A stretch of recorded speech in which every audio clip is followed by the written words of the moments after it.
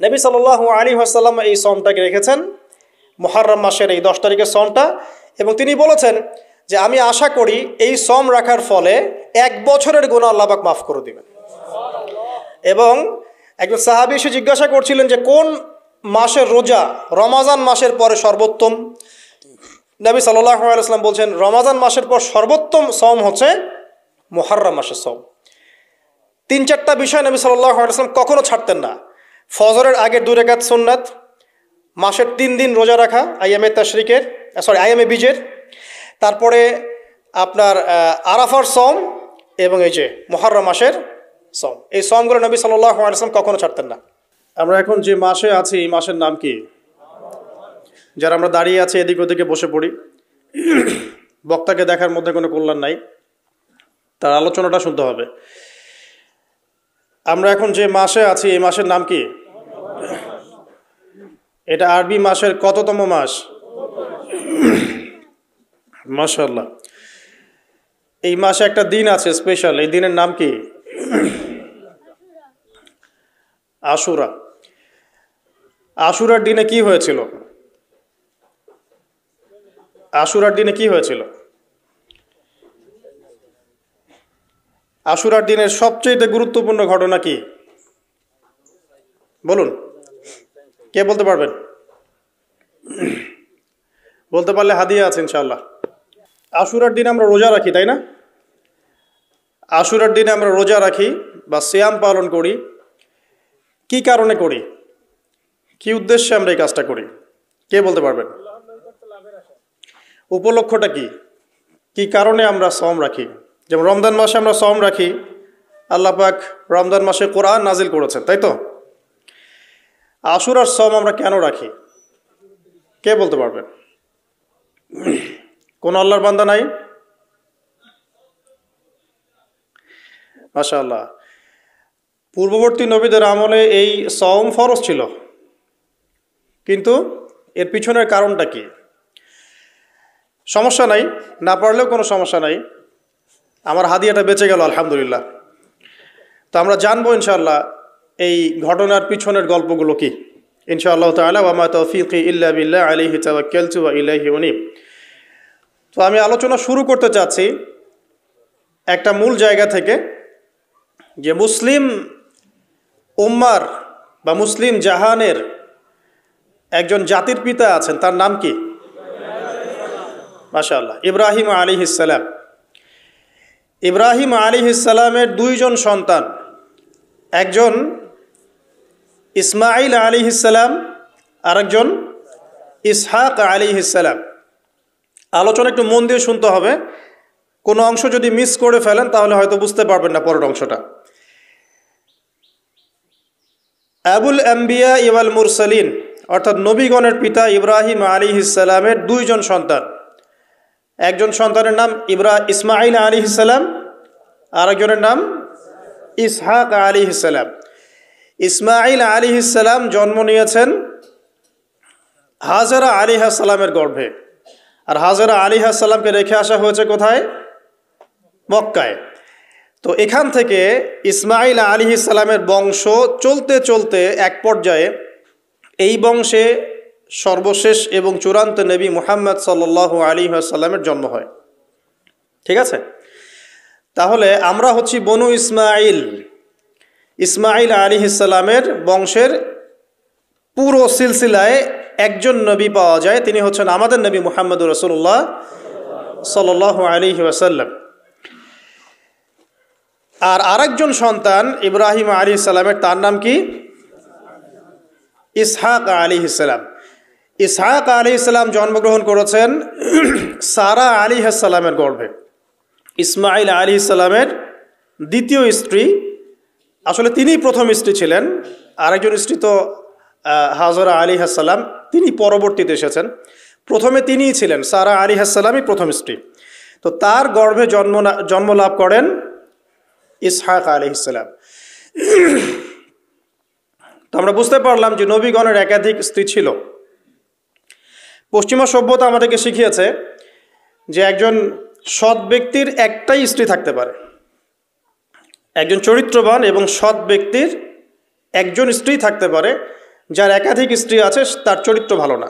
এটা পশ্চিমারা আমাদেরকে শিখিয়েছে আর কি।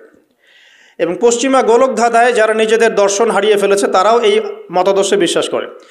তবে তারা এটা বিশ্বাস করে যে একজন স্ত্রী থাকলেও একাধিক মেয়ের সাথে শারীরিক সম্পর্ক রাখা ভালো।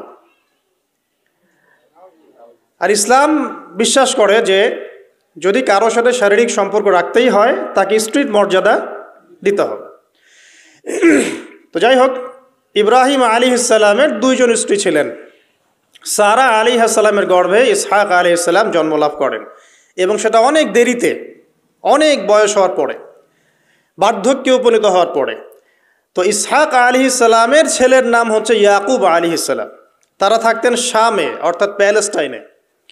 আর ইসমাইল আলাইহিসসালাম তারা থাকতেন মক্কায়। দুইটা জায়গা আপনি চিনতে পারছেন, প্যালেস্টাইন আর একটা হচ্ছে মক্কা।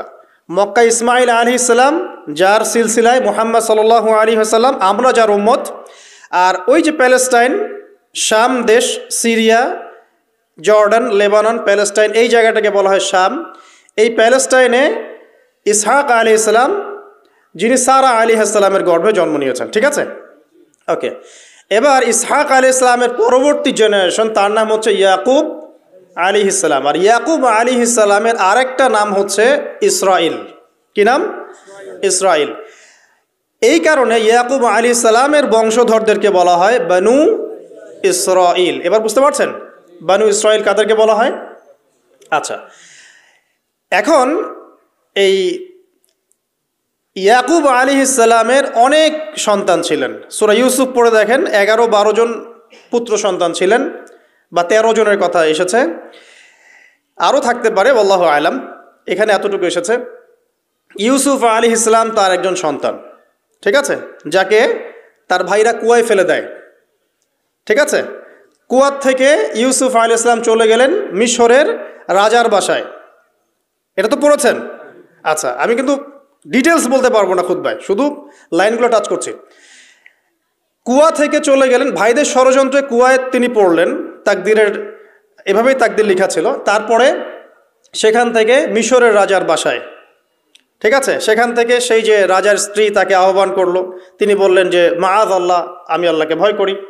এরপর সেখান থেকে জেলখানায় বিনা অপরাধে তিনি 12 বছর জেল খাটলেন।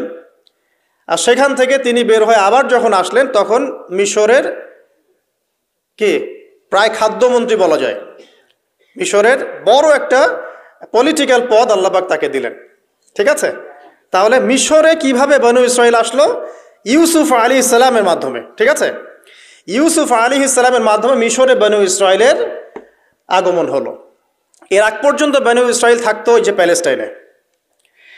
এখন ইউসুফ আলাইহিসসালামের শাসনামল যতদিন ছিল ততদিন পর্যন্ত বনু ইসরাইল মিশরে খুব ভালোভাবেই জীবনযাপন করত। কিন্তু যখন তার যুগটা চলে গেল, তখন সেখানে ফেরাউনদের যুগ আসলো। কাদের যুগ?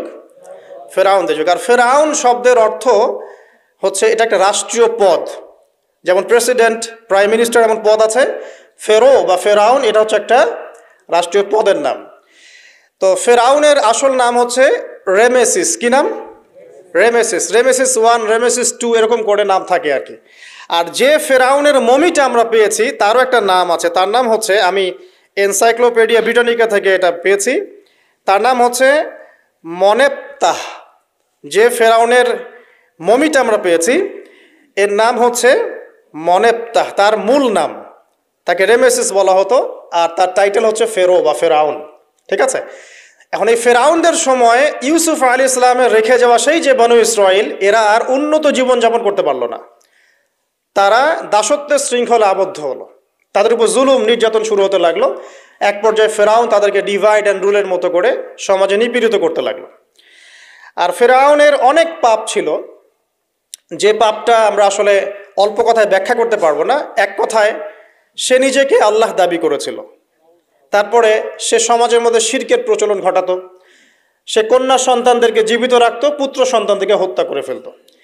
সে সমাজের মানুষদেরকে বিভক্ত করত, দুর্বলের উপর সবলের অত্যাচার চালাতো। এবং তার একটা অহংকার ছিল, সেটা হচ্ছে সেনাবাহিনীর অহংকার। সে মনে করতো যে সে ওই সময়কার সুপার পাওয়ার, তাকে কেউ পরাজিত করতে পারবে না। ঠিক এখনকার বিশ্বের পরাশক্তিগুলোর মতোই তার দাম্ভিকতা ছিল আর কি। তো একটা কথা বলে নেই, এই ফেরাউন এবং মূসা আলাইহিস সালাম, এই ফেরাউন যখন বনু ইসরায়েলকে নির্যাতন করতে লাগলো তখন আল্লাহ পাক একজন নবী পাঠালেন, তার নাম কি? মূসা আলাইহিস সালাম। আর মূসা আলাইহিস সালাম আর ফেরাউনকে নিয়ে কোরআনুল কারীমে প্রায় 44টা সূরার মধ্যে কথা আছে। আমি হিসাব করে দেখেছি এবং আমি টুকটাক ঘাটাঘাটি করে দেখেছি যে প্রায় 44টা সূরার মধ্যে 532টা আয়াত আছে মূসা এবং ফেরাউনকে নিয়ে। কথা বুঝতে পারছেন? 532টা। কোরআনের টোটাল আয়াত কত? একদম ভুল উত্তর, 6236। 6000 কত? 236। মতবিরোধ আছে, তবে 6236টা আয়াতের পক্ষে শক্ত দলিল আছে।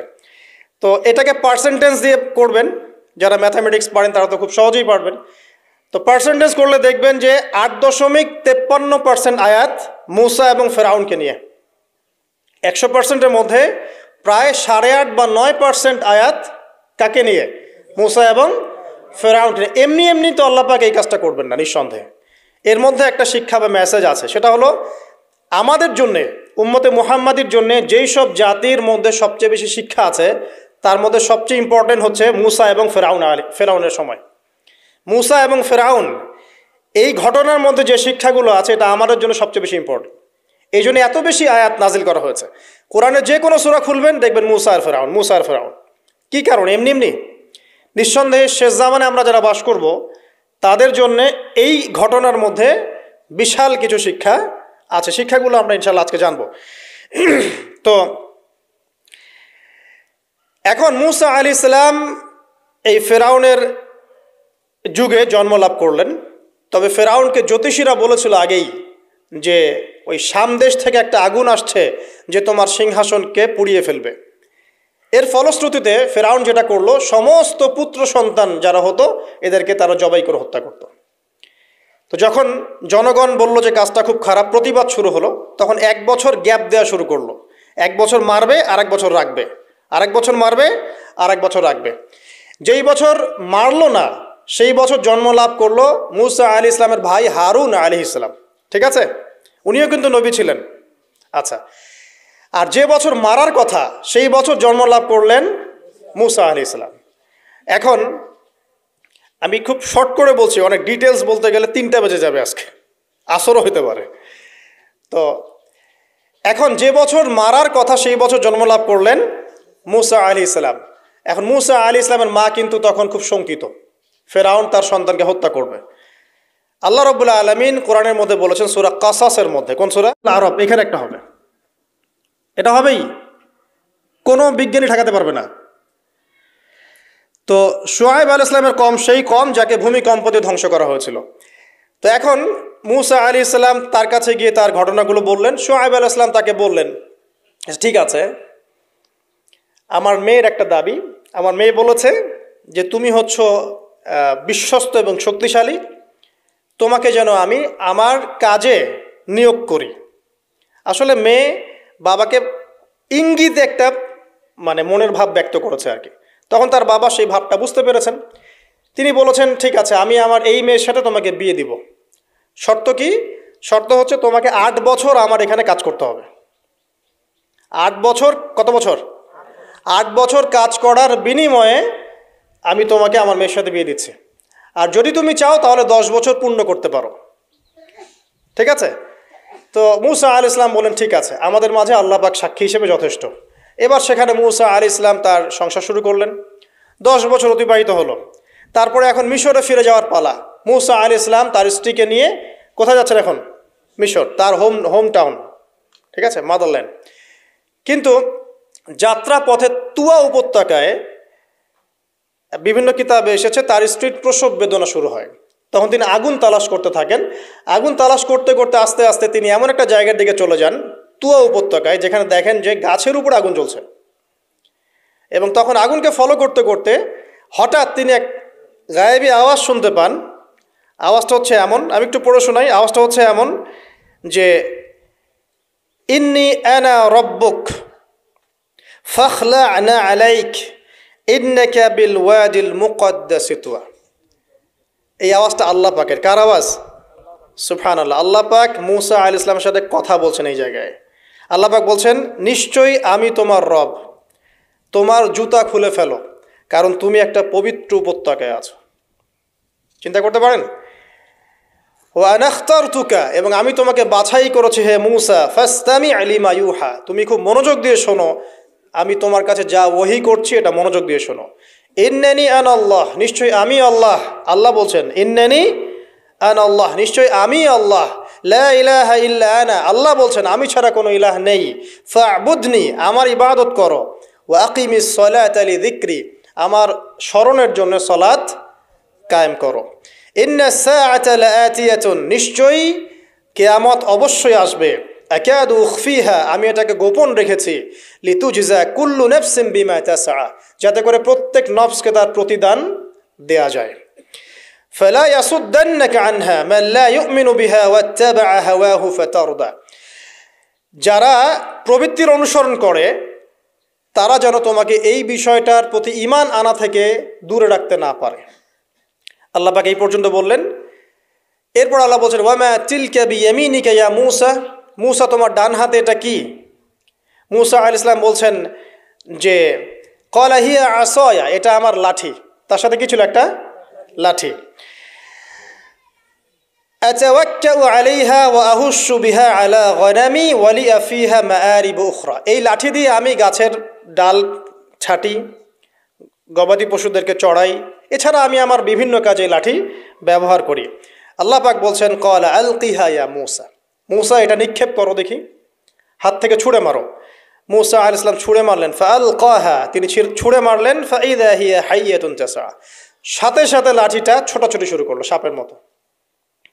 অন্য সূরায় আছে এই দৃশ্য দেখার সাথে সাথে মূসা আলাইহিস সালাম উল্টা দিকে দৌড় দিয়েছিলেন।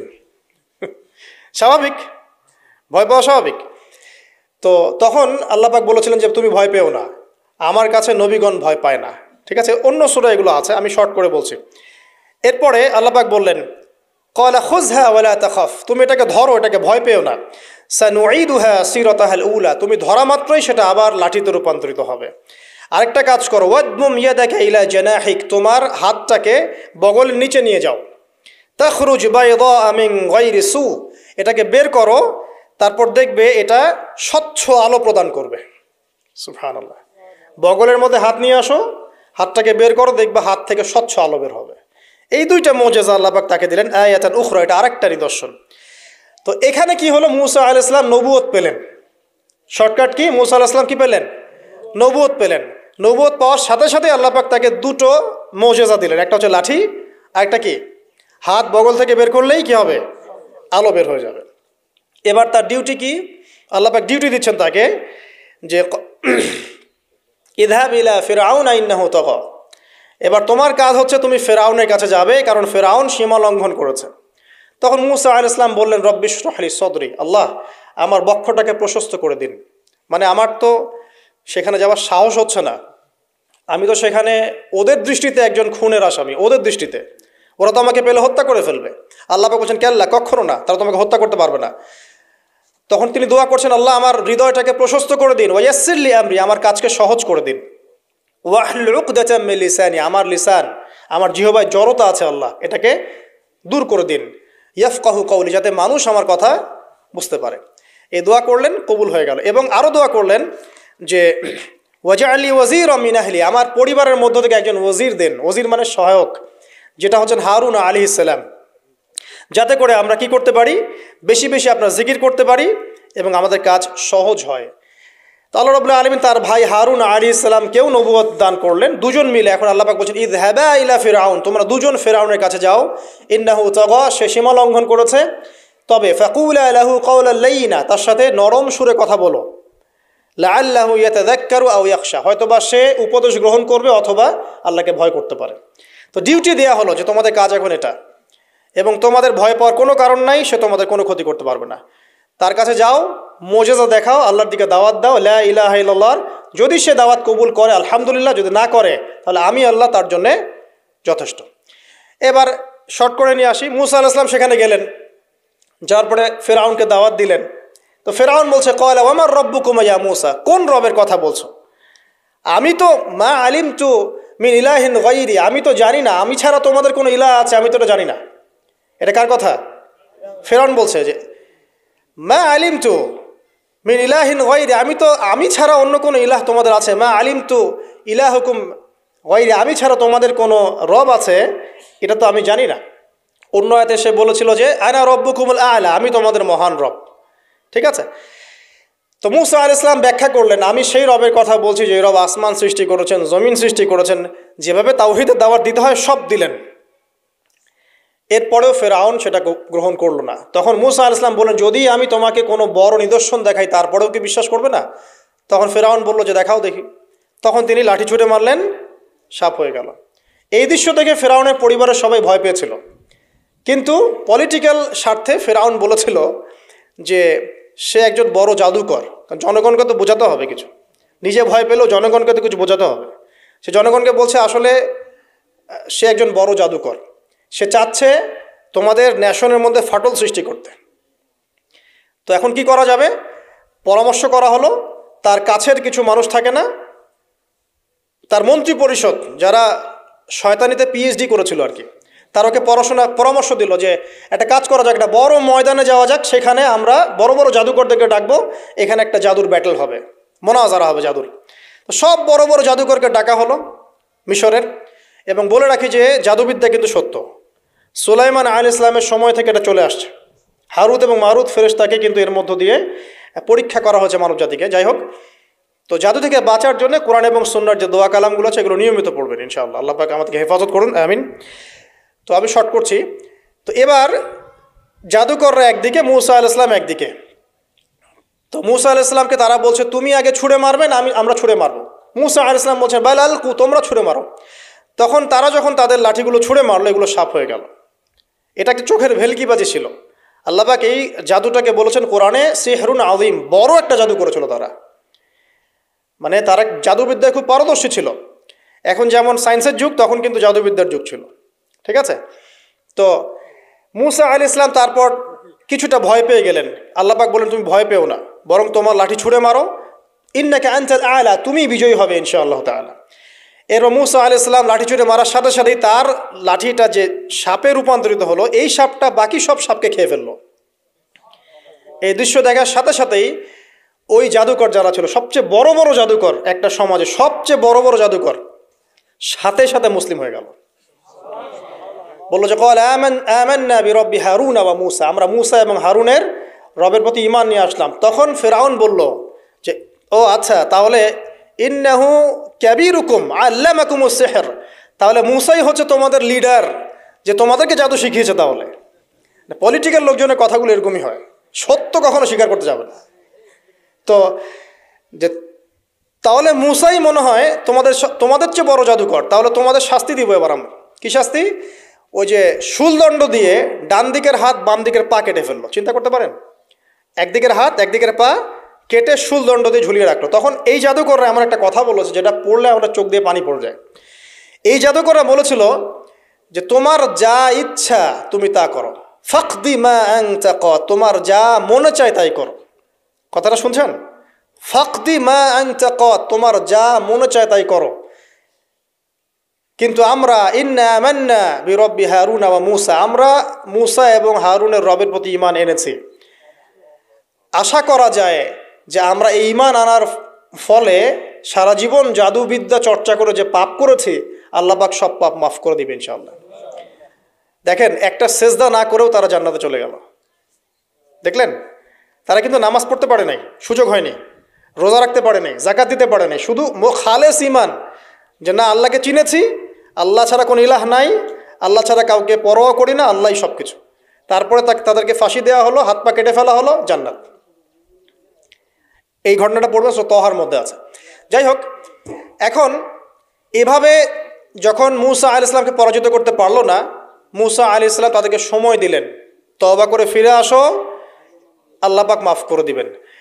কিন্তু ফেরাউন এবং তার দলবল এগুলো সহ্য করলো না, বরং ফেরাউন টিটকারি করছিল, এই হামান তুমি আছো? হামান বলছে হ্যাঁ আছি, আমার জন্য একটা বড় প্রাসাদ নির্মাণ করো, ইট পোড়াও, আমার জন্য উঁচু প্রাসাদ তৈরি করো, যাতে আমি উকি মেরে দেখতে পারি মূসার রব কোথায় আছে।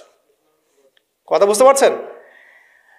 আমার কাছে মনে হয় হয়তোবা আল্লাহু আলাম, হয়তোবা এই আয়াতটা মিশরের পিরামিডের দিকে ইঙ্গিত করছে, হয়তোবা, আমি জানি না সঠিক, আমি মানে 100% নিশ্চিতভাবে বলতে পারবো না, কিন্তু আমার কাছে মনে হয় হয়তোবা এটা সেই সময়কারই ঘটনা যে হামান ইট পুরাতে থাকো, ইট এবং পাথর পোড়াও, উঁচু উঁচু উঁচু একদম সর্বোচ্চ কিছু তৈরি করো, প্রাসাদ তৈরি করো, যাতে করে আমি তার উপরে উঠে মুসার ইলাহকে দেখতে পারি।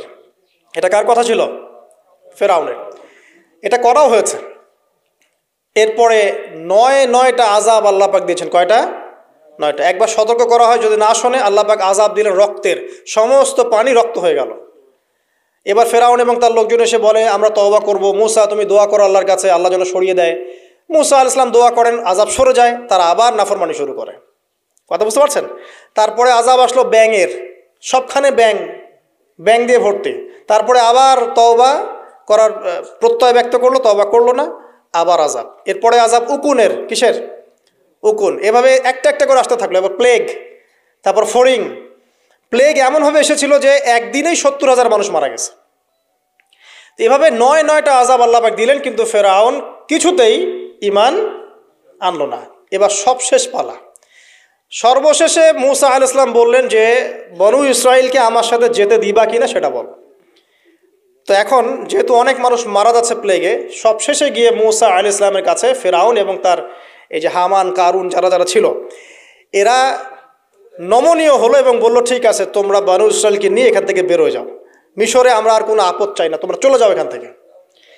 এবার যখন মুসা আলাইহিস সালাম এবং বনু ইসরাইল এখান থেকে বের হয়ে যাচ্ছেন, বলা হচ্ছে তাদের সংখ্যা ছিল প্রায় 30 লক্ষ, কেউ বলেছেন 40 লক্ষ। সংখ্যাটা ফ্যাক্ট না। বনু ইসরাইলের একটা বড় কম ছিল, 10 থেকে 20% মানুষ মিশরের বনু ইসরাইল ছিল। তারা এখন বের হয়ে যাচ্ছেন রাতের অন্ধকার শেষ হয়ে ফজরের সময়। ফেরাউনের মাথায় আবার শয়তানি চাপলো। সে বলল না, এদেরকে যেতে দেওয়া যাবে না, যদি চলে যায় ওখানে গিয়ে যদি বিদ্রোহ করে আমাদের উপর হামলা করে, কি করণীয়? ফুল ফোর্স নিয়ে, তার যত সেনাবাহিনী ছিল সমস্ত সেনাবাহিনী নিয়ে ফেরাউন মুসা আলাইহিস সালাম এবং তার কওমকে ধাওয়া করা শুরু করলো পিছন থেকে। এবার মুসা আলাইহিস সালাম যাচ্ছেন, তার কওমকে সাথে নিয়ে, সামনে পড়ে গেল লোহিত সাগর। কোন সাগর? লোহিত সাগর। আর পিছনে ফেরাউনের বাহিনী। এরকম একটা অবস্থায় মুসা আলাইহিস সালামের কওমের কিছু মানুষ বলেছিল ইন্না লামুদরাকুন, হে মুসা আমরা তো ধরা পড়ে গেলাম, আমরা তখন যেতে পারবো না, সামনে সাগর, পিছনে ফেরাউন। এই সময় মুসা আলাইহিস সালাম একটা কথা বলেছিলেন, এই কথাটা যে বলতে পারবে বিপদের সময় আল্লাহ পাক তার সাথে থাকবেন ইনশাআল্লাহ। মুসা আলাইহিস সালাম বলেছেন কাল্লা, ওইরকম একটা অবস্থা তিনি বলছেন কাল্লা, কখনো নয়, ইন্না রব্বি মাইয়া সাইয়াহদিন, আমার রব আমার সাথে আছেন, তিনি আমাকে পথ দেখাবেন। কথা বুঝতে পারছেন? ব্যাস আল্লাহ পাকের সাহায্য নেমে আসলো। তিনি বললেন লাঠি ছুঁড়ে মারো। লাঠি ছুঁড়ে মারার সাথে সাথেই একটা দুইটা না 12টা রাস্তা হয়ে গেল, পানি ভেদ করে, সাগর ভেদ করে। আর এই 12টা রাস্তা দিয়ে, এটা কোনো গাল গল্প নয়, 12টা রাস্তা দিয়ে বনু ইসরাইলের 12টা দল চলে গেল, পার হয়ে গেল। আর ফেরাউন এটা অবাক হয়ে দেখছে। এক পর্যায়ে সেও সিদ্ধান্ত নিল যে আমিও আমার ফোর্স নিয়ে ধাওয়া করব। এই যে সে নামলো লোহিত সাগরের, সাথে সাথে পানি আবার আগের জায়গায়। এক মুহূর্তের মধ্যে, মানে এক দিনে পুরো ফেরাউন এবং ফেরাউনের যত সেনাবাহিনী আছে এক দিনের মধ্যেই শেষ, পৃথিবী থেকে চিরবিদায়। আল্লাহ পাক এত চমৎকার করে কথাটা বলেছেন, কাম তারাকু মিন জান্নাতি ওয়া উয়ুন, তারা কতই না বড় বড় জান্নাত মানে বাগান এবং প্রস্রবণ পার হয়ে চলে গেল। ওয়া কুনুজি ওয়া মাকামিন কারীম, কত সুন্দর সুন্দর জায়গা তারা ছেড়ে দিয়ে চলে গেল। এবং তারা ধাওয়া করতে লাগলো ফেরাউন মুসার বাহিনীকে। যখন তারা ডুবে গেল, ফামা বাকাত আলাইহিমুস সামা ওয়াল আরদ, তাদের জন্য আসমান এবং জমিনের কোনো সৃষ্টি এক ফোঁটা চোখের পানিও ফেলে নাই। এটা আপনি সূরা দুখানের মধ্যে পাবেন, আরও বিস্তারিত আছে। তো এই যে ঘটনাটা ঘটেছে, এই ঘটনাটা ঘটেছে মুহররম মাসের 10 তারিখে। কয় তারিখে? এই হচ্ছে সেই ঘটনা যার স্মরণে আমরা মুহররম মাসের 10 তারিখে সওম রাখি। কথা কি বুঝতে পারছেন? এটাই সেই ঘটনা, যেই ঘটনার ফলশ্রুতিতে এটাকে স্মরণীয় করে রাখতে আল্লাহ পাক কিয়ামত পর্যন্ত এই আশুরার সওমটাকে রেখে দিয়েছেন। এটা ইহুদিরাও রেখেছে, ইসলাম আসার পূর্বে, মানে নবী সাল্লাল্লাহু আলাইহি ওয়াসাল্লামের শরীয়ত আসার পূর্বেও আগের জাতিরাও এটাকে রেখেছিল। নবী সাল্লাল্লাহু আলাইহি ওয়াসাল্লাম এই সওমটাকে রেখেছেন, মুহররম মাসের এই 10 তারিখের সওমটা। এবং তিনি বলেছেন যে আমি আশা করি এই সম রাখার ফলে 1 বছরের গুনাহ আল্লাহ পাক মাফ করে দিবেন। এবং একজন সাহাবী এসে জিজ্ঞাসা করছিলেন যে কোন মাসের রোজা রমাজান মাসের পরে সর্বোত্তম। নবী সাল্লাল্লাহু আলাইহি ওয়াসাল্লাম বলছেন রমাজান মাসের পর সর্বোত্তম সম হচ্ছে মুহররম মাসের সম। 3-4টা বিষয় নবী সাল্লাল্লাহু আলাইহি ওয়াসাল্লাম কখনো ছাড়তেন না। ফজরের আগে 2 রাকাত সুন্নাত, মাসের 3 দিন রোজা রাখা আইয়ামে বীজের, তারপরে আপনার আরাফার সম এবং এই যে মুহররম মাসের সম। এই সমগুলো নবী সাল্লাল্লাহু আলাইহি ওয়াসাল্লাম কখনো ছাড়তেন না। আরও এসেছে একটা বর্ণনা, আমি এটা পেয়েছি ফয়জুল কালামের মধ্যে, যে আশুরার সম রাখার পাশাপাশি ওই দিন যদি আপনি পরিবার বর্গের উপর খরচ করেন, ইনশাআল্লাহ আপনাকে সারা বছর আল্লাহর পক্ষ থেকে রিজিকের প্রশস্ততা দেওয়া হবে ইনশাআল্লাহ। তো পরিবার বর্গের প্রতি আপনি খরচ করতে পারেন। এখন এই যে ঘটনা দেখেন, এই ঘটনার মূল পিছনে গল্প কি? জালেমের ধ্বংস, মাজলুমের মুক্তি, তাই তো? জালেমের ধ্বংস, মাজলুমের মুক্তি, এটাকে স্মরণীয় করে রাখার জন্যে আল্লাহ রাব্বুল আলামিন এই আশুরার সওমটাকে রেখেছেন। নবী সাল্লাল্লাহু আলাইহি ওয়াসাল্লাম বলেছেন যে ইহুদিরা একদিন রাখে, 10 তারিখে সওম রাখে। আমি যদি বেঁচে থাকি ইনশাআল্লাহ আগামী বছর 9 তারিখ বা তার পরে, একদিন আগে বা একদিন পরে আমি সওম রাখবো। কোনো বর্ণনা এসেছে একদিন আগে 9 তারিখে সওম রাখবো। তো আমরা দুটো রাখার চেষ্টা করবো। কয়টা? দুটো, হয় 9-10 অথবা 10-11 ইনশাআল্লাহ। আশা করা যে 1 বছরের গুনাহ আল্লাহ পাক মাফ করে দেবেন ইনশাআল্লাহু তাআলা। আর বেশি বেশি মুহররম মাসে সওম রাখতে পারেন, ইস্তেগফার করতে পারেন, তাসবিহ তাহলিল করতে পারেন। এবং এই মাসে যে ঘটনাটা ঘটেছে আপনার মুসা আলাইহিস সালাম এবং ফিরআউনের, এই ঘটনাটাকে চর্চা করবেন, এটাকে প্রচার করবেন, প্রসার করবেন, এর মধ্য থেকে শিক্ষাগুলোকে নিজের জীবনে বাস্তবায়ন করার চেষ্টা করবেন ইনশাআল্লাহ তাআলা। আল্লাহ পাক সবাইকে তৌফিক দান করুন, আমিন। শেষ করার আগে আমি এই কনক্লুসিভ জায়গাটাতে যাচ্ছি। দেখেন, এরপরেও কিন্তু বনু ইসরাইল শুধরে যায় নাই। তারা চোখের সামনে দেখলো যে ফেরাউন ডুবে মরল, তারা পার হয়ে গেল। ঠিক পার হয়ে যাওয়ার পরেই অল্প কয়েকদিনের ব্যবধানেই তারা বাছুর পূজা শুরু করেছিল। কি পূজা? সামেরি নামক একজন ব্যক্তি সোনা দিয়ে একটা মানে গরুর মূর্তি করেছিল, এই মূর্তি পূজা তারা শুরু করেছে এই মুক্তির মাত্র কয়েকদিন পরেই। এটা সেই বনু ইসরাইল। তারপরে যখন মুসা আলাইহিস সালাম তাদেরকে রেখে গিয়েছেন তুর পাহাড়ে আল্লাহর সাথে একান্ত সাক্ষাতের জন্য, কথাবার্তা বলার জন্য, তাওরাত আনার জন্য, এই 40 দিনের ব্যবধানেই তারা আবার শিরক করা শুরু করেছিল। মুসা আলাইহিস সালাম সেই তাওরাত এনে দেখেছেন যে তারা পথভ্রষ্ট হয়ে গেছে এবং তিনি রাগে তাওরাত ছুঁড়ে মেরেছিলেন, এটাও কোরআনে আছে। এবং তার ভাই হারুন তার চুল এবং দাড়ি তিনি চেপে ধরেছিলেন, তোমাকে রেখে গেলাম, তুমি কি করলা? তখন হারুন আলাইহিস সালাম বলেছিলেন যে আমি আমার নিজের নফসের ভয় করছিলাম যে তারা আমাকে হত্যা করে ফেলতে পারে অথবা বনু ইসরাইলের মধ্যে বিভক্তি সৃষ্টি হতে পারে, এই জন্য আমি কিছু বলতে পারি, আমি মাজলুম ছিলাম। এই অল্প কয়েকদিনের মধ্যেই তারা শিরক করলো, তারা বাছুর পূজা করলো। আল্লাহ পাক তাদেরকে বললেন তোমরা আমালিকা সম্প্রদায়ের বিরুদ্ধে যুদ্ধ করো। তারা প্যালেস্টাইনে থাকতো, আমালিকা সম্প্রদায় প্রচণ্ড শক্তিশালী।